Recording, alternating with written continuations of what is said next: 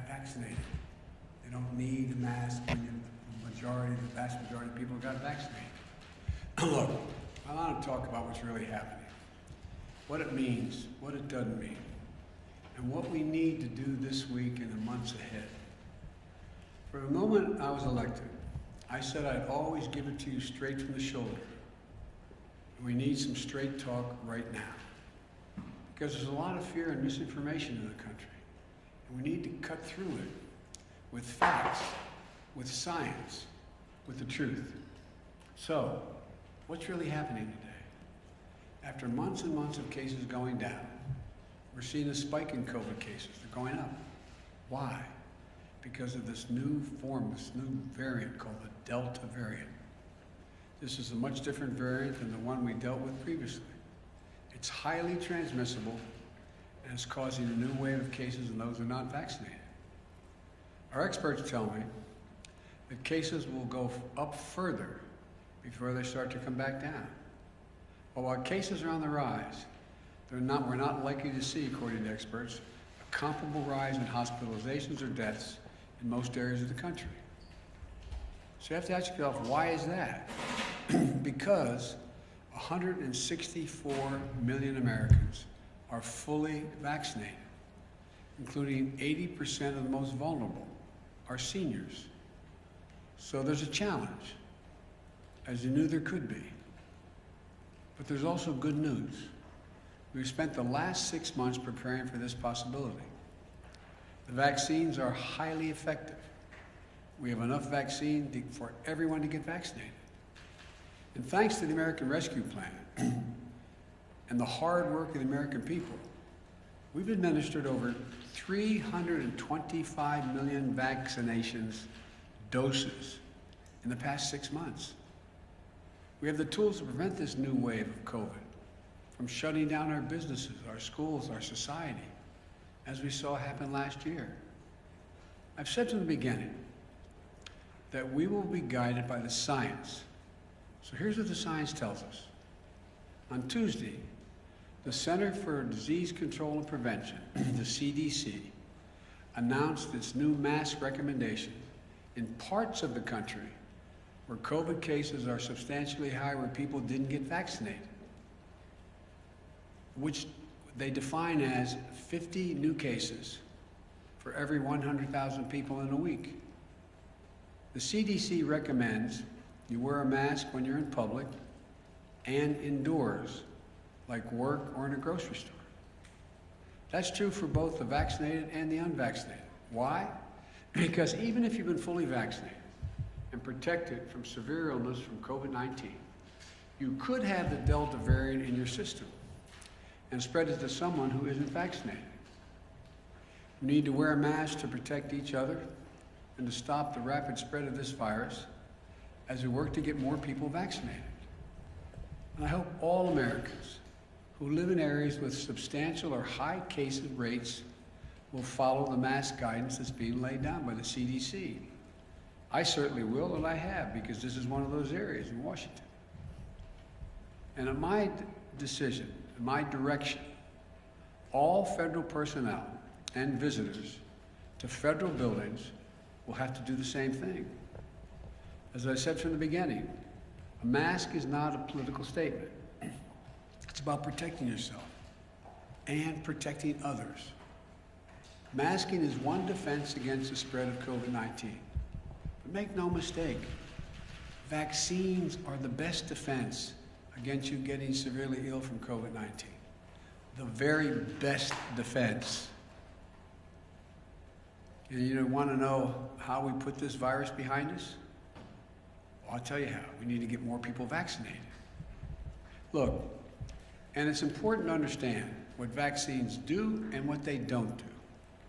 Put simply, the vaccines are designed to save lives and prevent severe illness. They're highly effective at both. 190 million Americans have had at least one shot. Of that group, about 90% are done now, and 10% are waiting for the second shot. To those folks who have one shot, but not the second, go get the second shot. even if you're overdue for the second shot, it's not too late. Go get the second shot now. The bottom line is if you're fully vaccinated, you're highly protected from COVID-19. But I also know that many of you who are vaccinated are concerned about what's called breakthrough cases. Yes, some fully vaccinated people will still test positive, and some will show some symptoms of COVID-19. That's expected with almost every vaccine there is for other diseases. But breakthrough cases remain rare, and almost all are mild cases. In fact, virtually all hospitalizations and deaths are among the unvaccinated. I also know many of you are wondering if you'll need a booster shot to add another layer of protection. As of now, my medical advisors say the answer is no. No American needs a booster now. But if the science tells us there's a need for boosters, then that's something we'll do. And we have purchased the supply, all the supply we need to be ready if that was called for. Folks, the truth is, as more people get vaccinated, we are better protected as a nation to continue reopening safely and responsibly. We are not fully out of the woods yet, because what is happening in America right now is a pandemic of the unvaccinated. Let me say that again. It's a pandemic of the unvaccinated. There are about 90 million Americans who are eligible to get the shot, but haven't gotten it yet. As I just mentioned, nearly all of the cases, hospitalizations, and deaths due to COVID-19 today are from unvaccinated people. Last month, a study showed that over 99% of COVID-19 deaths have been among the unvaccinated. 99%. This is an American tragedy. People are dying and will die who don't have to die. If you're out there unvaccinated, you don't have to die. Read the news. You'll see stories about unvaccinated patients in hospitals. As they're lying in bed, dying from COVID-19, they're asking, "Doc, can I get the vaccine?" And the doctors have to say, "Sorry, it's too late." Right now, too many people are dying, or watching someone they love dying and saying, "If I just got vaccinated, if I just." It's heartbreaking. And it's complicated even more because it's preventable. America's divided between the majority of eligible people who are vaccinated and those who are not. And I understand that many of you in the majority are frustrated with the consequences of the failure of the minority to get vaccinated. But I want you to know I'm going to continue to do everything I can to encourage the unvaccinated to get vaccinated. That includes addressing hesitancy and misinformation head on. For example, I know some of you who are unvaccinated think the development of a vaccine was rushed, therefore I'm not going to take a chance. As a result, I think it's not safe because it was rushed. I understand, but let me explain. Our top scientists, the National Institute of Health, the NIH, and across the country, got to work applying decades of research. Decades of research. I'm going to repeat that. Decades that had already been done, the research, to develop the COVID-19 vaccine when it hit. In the last 6 months, more than 325 million doses of the vaccine have been administered in the United States, and billions of doses administered around the world. The vaccine was developed and authorized under a Republican administration, and it's been distributed and administered under a Democratic administration. The vaccines are safe, highly effective. There's nothing political about them.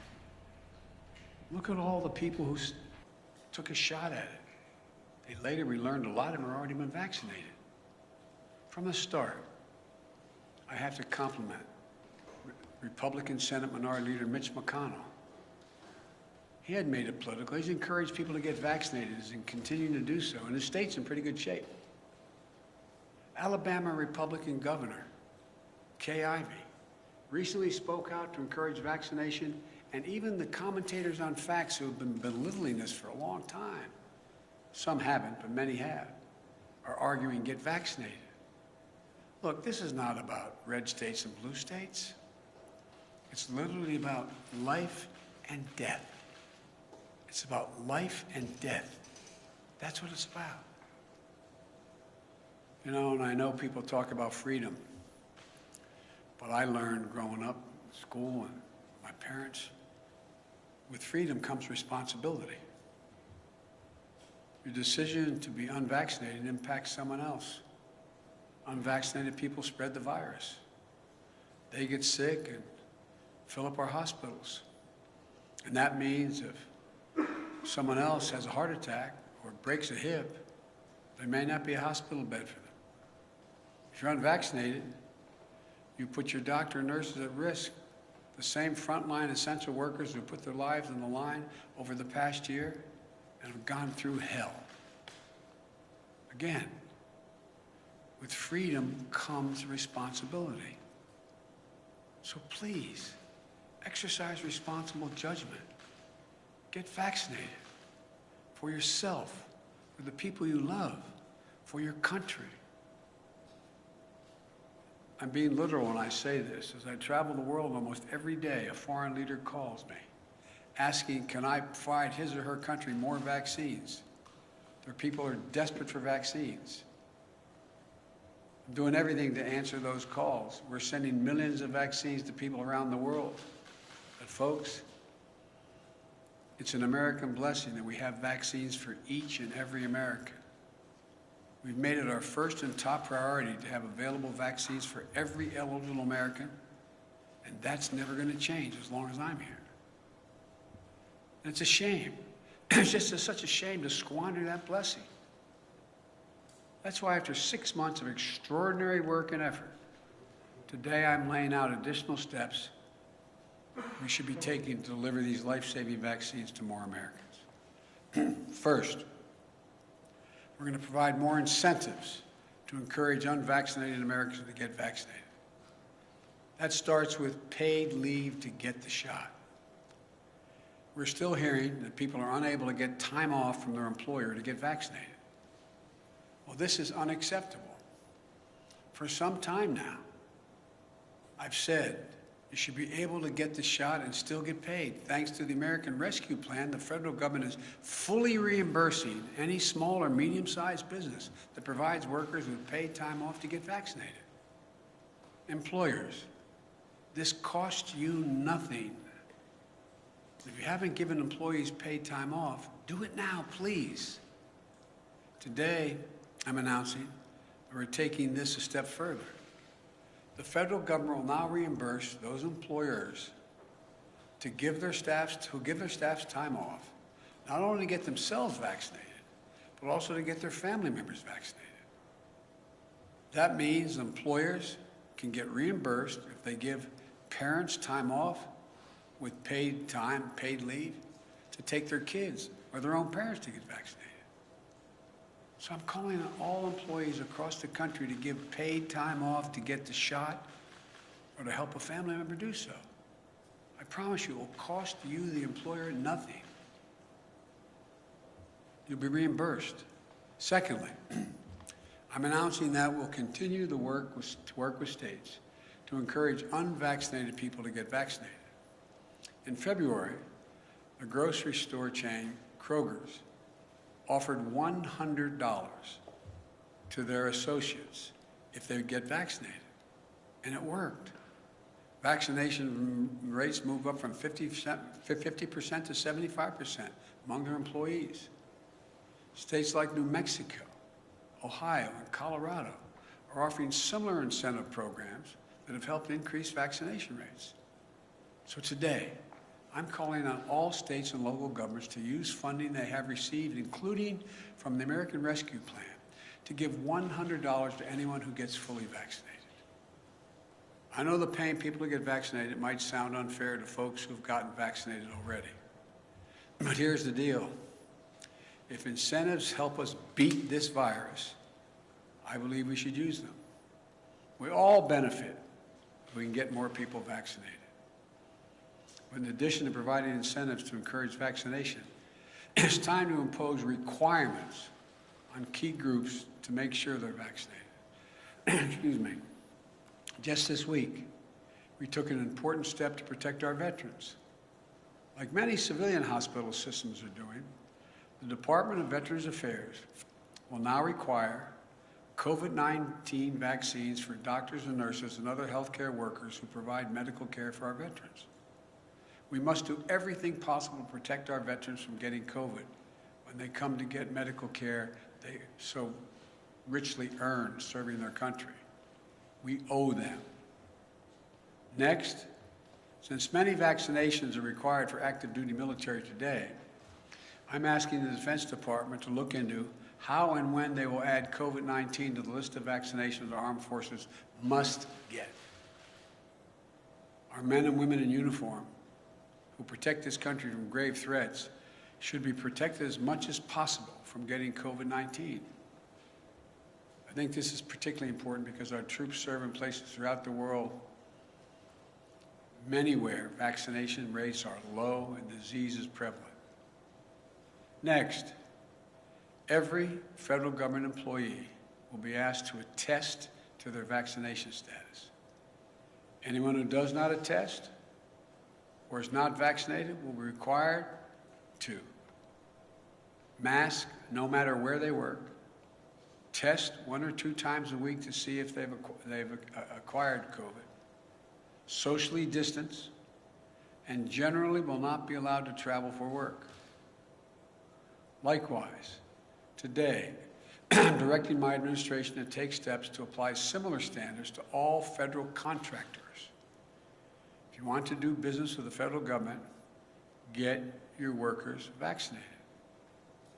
Look at the Chamber of Commerce, representing tens of thousands of American businesses, the National Association of Manufacturers. The Business Roundtable, which comprises of the largest and biggest corporations in America. They're all applauding the actions the federal government is taking and urge them to follow suit. I also commend the National Football League. It has announced that if there are outbreaks among unvaccinated players and personnel, then the team risks forfeiting games. I urge other sport leagues at every level to take every step they can. Every day, more businesses are implementing their own vaccine mandates. And the Justice Department has made it clear that it is legal to require COVID-19 vaccines. We all want our lives to get back to normal. And fully vaccinated workplaces will make that happen more quickly and more successfully. We all know that in our gut. With incentives and mandates, we can make a huge difference and save a lot of lives. I also want to speak to families with children in school. We can and we must open schools this fall, full time. It's better for our children's mental and emotional well-being, and we can't afford another year out of the classroom. Every school should be open, and we're giving them the tools to be able to do so safely. Even in those areas where they have a higher vaccination, they have a higher rate of COVID. Through the American Rescue Plan, we provided schools billions of dollars to implement safety measures, better ventilation, social distancing, and other measures. In March, when vaccinations were scarce, I prioritized teachers and school workers by utilizing our federal pharmacy program. Almost 90% of educators and school staff are now vaccinated. Additionally, the CDC has provided clear guidance on how all schools can safely protect the kids and bring them back to the classroom. Every student wear a mask. It's that simple. So we've funded safety measures in schools, we've vaccinated teachers and staff, and we can mask up our kids for further protection. But once again, there's one more thing we need to do. Get more adolescents ages 12 and up vaccinated now that they've been cleared. In the past week, the good news is we've seen the average number of 12 to 17-year-olds getting vaccinated increase 22% per day. Today, I'm asking school districts to host one last pop-up vaccination clinic over the coming weeks for kids ages 12 and up. We're directing the federal pharmacy program to help make that happen. Parents, get your children vaccinated. You do it for so many other things right now. For kids under 12, if and when the vaccines are deemed safe for them, we'll be prepared to get the vaccines administered as quickly and as safely as possible. Look, and as we work to vaccinate more Americans, we're prepared for outbreaks in areas where there are unvaccinated people. My administration has made it clear to every governor that more federal resources are available to them. This includes deployment of surge teams composed of experts from the CDC and the Federal Emergency Management Agency, the FEMA. We're going to continue to provide states with more testing, treatments, protective equipment, personnel, mobile vaccination clinics to stem the surge of the virus among the unvaccinated. The pictures of hospitals in several states overloaded with patients is unnecessary, avoidable, and tragic. You know, we'll help any health system overloaded and unable to cope with a spike in cases. We're ready to do that. Let me close with this. If you're at home and vaccinated, but anxious, or even angry, or if you're at home and unvaccinated, unbothered, and unconvinced, let's step back and see where we are. Just remember how we've emerged from a dark winter into a hopeful spring and summer. But really remember just how dark that winter was. Over 3,600 Americans were dying each and every day. And now, even with the surge among the unvaccinated, we're down to that 300 Americans a day. Significant. Millions of people were out of work, out of homes, out of hope and going hungry. Remember those long lines? People in their automobiles waiting for a box of food to be put in their trunk? Experts and pundits said we couldn't get the vaccines. And even if we could get the vaccines, we couldn't get them in people's arms. We couldn't get them vaccinated. They predicted our economy would collapse. Remember how we stayed focused and how we went to work? In 6 months, we got 164 million Americans fully vaccinated. Because we vaccinated so many people, put in place so many safety measures, and got economic help to businesses and people most in need, our economy is recovering. More than 3 million Americans are back to work since I was sworn in. A faster job growth than any previous administration, any. We're experiencing the fastest economic growth in nearly 4 decades, the best in the world as of now. In fact, today's GDP numbers show that in the first half of the year, our economy grew faster than any point in nearly 40 years. Our economy grew more in 6 months than most Wall Street forecasters expected for the entire year before we implemented our plan. And just yesterday, we announced a bipartisan infrastructure deal that's going to continue this momentum over the long term by making the most significant investment to rebuild America in nearly a century. But we still have to face many challenges. We still have a lot of work to do as we readjust to a post-pandemic economy. But we have the right plan. We're coming back. We just have to stay ahead of this virus. I know this is hard to hear. I know it's frustrating. I know it's exhausting to think we're still in this fight. And I know, we hope this would be a simple, straightforward line without problems or new challenges. But that isn't real life. We're coming out of the worst public health crisis in 100 years, the worst economic crisis since the Great Depression. As I told you before, I carry a card in my pocket. I hope I have it with me. I carry a card in my pocket with a number of Americans dead from COVID-19. As of today, this morning, the total deaths in the United States were 609,441. Granted, the death rate per day is way down. It's down to 400 about. But that's more deaths than World War I, World War II, Vietnam, 9/11, Iraq, and Afghanistan wars combined. This is as tough as it gets. But we're Americans. When we get knocked down, we get back up. That's who we are.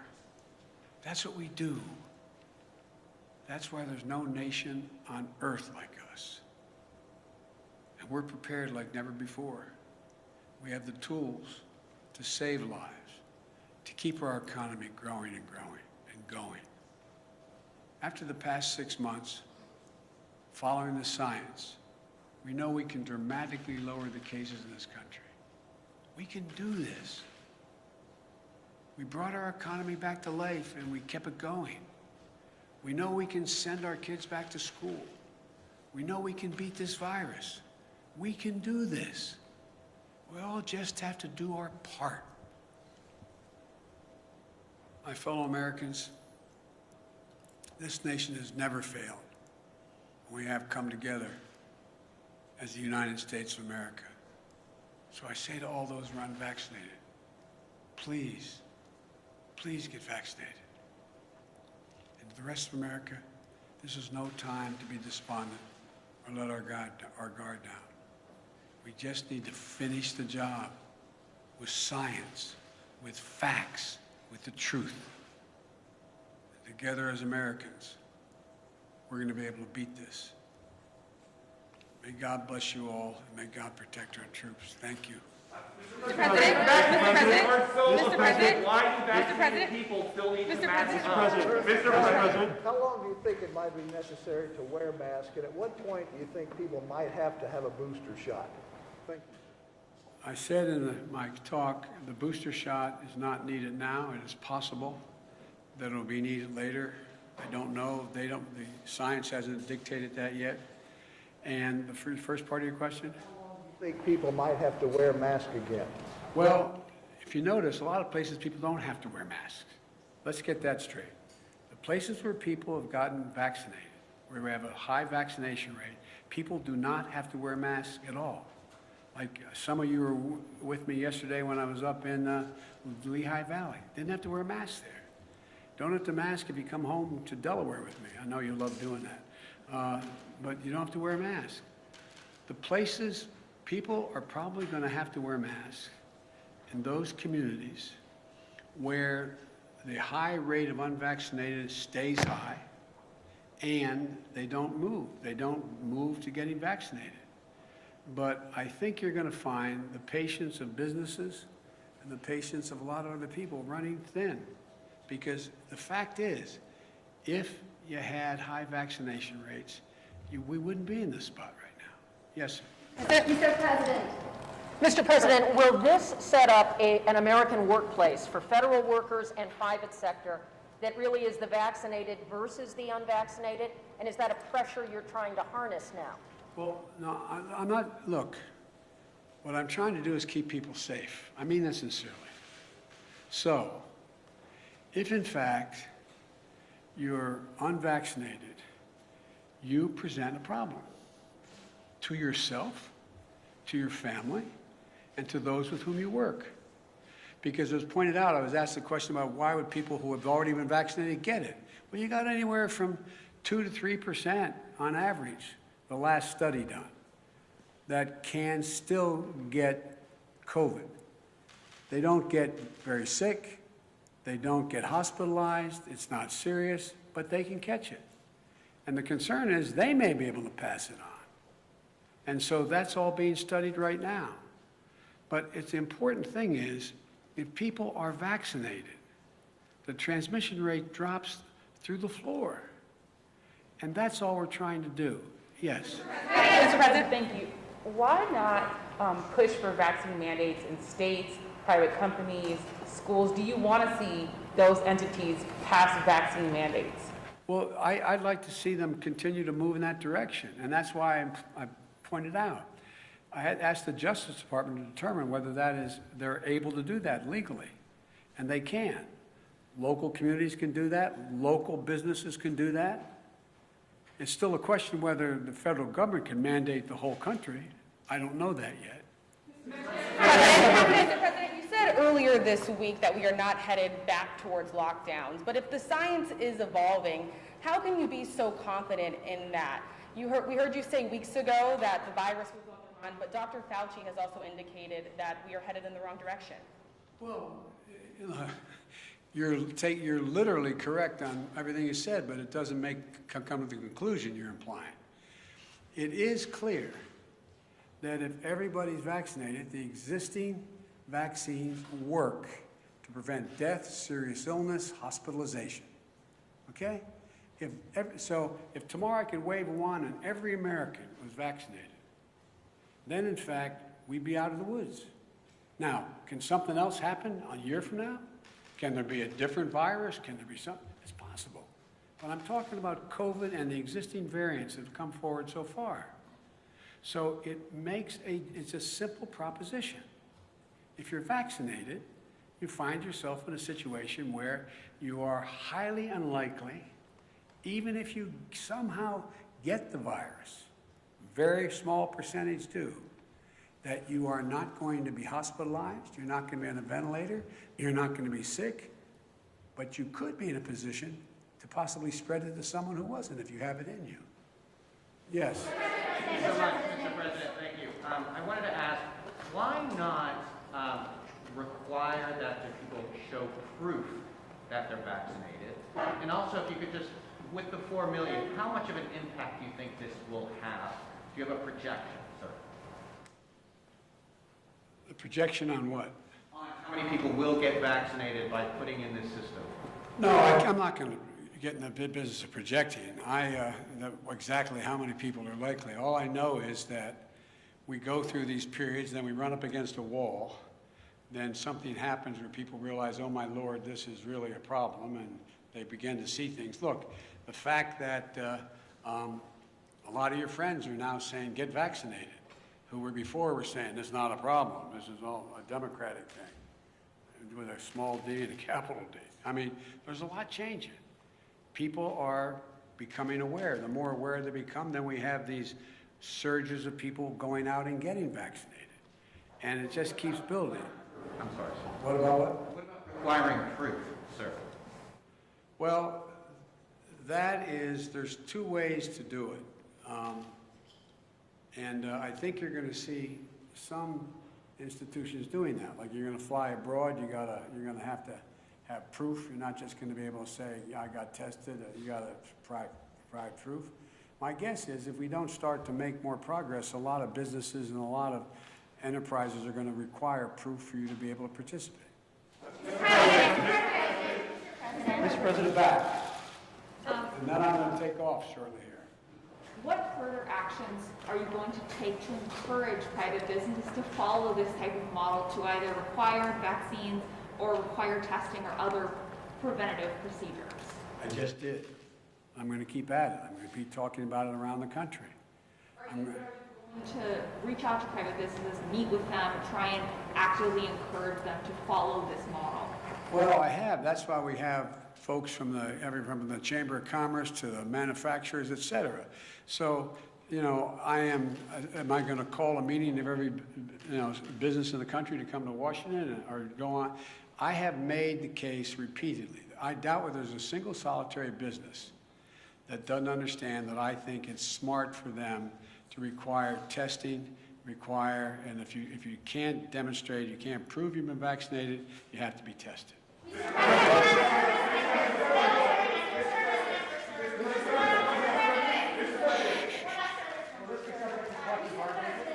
Secretary Austin said he was already considering mandating the vaccine after it was fully approved. Would you like to see the mandate go into effect before full approval, and do you think he's open to that? I know he's open to it. And the question is, when is the right time to get the most bang for the buck when you do it? A lot of this is timing.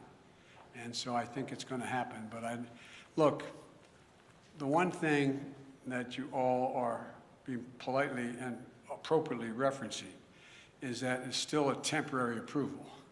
So when does the final approval come? It usually takes a lot of work to get there. I made a commitment. I would not tell anyone in the Justice Department who they should prosecute, and I would not tell the health industry, the government health entities, what they should say and do. But my expectation is they're going to reach that conclusion in the early fall. Thank you very much. Mr. President, you said if you are fully vaccinated, you no longer need to wear a mask. And it seems... I didn't say. I have said if you're fully vaccinated in an area where we do not have, well, let me clarify. In May, you made it sound like the vaccine was the ticket to losing the mask forever. And That is true at the time, because I thought there were people who were going to understand that getting vaccinated made a gigantic difference. And what happened was, a new variant came along, they didn't get vaccinated, it was spread more rapidly, and more people were getting sick. That's the difference. But those people, sir,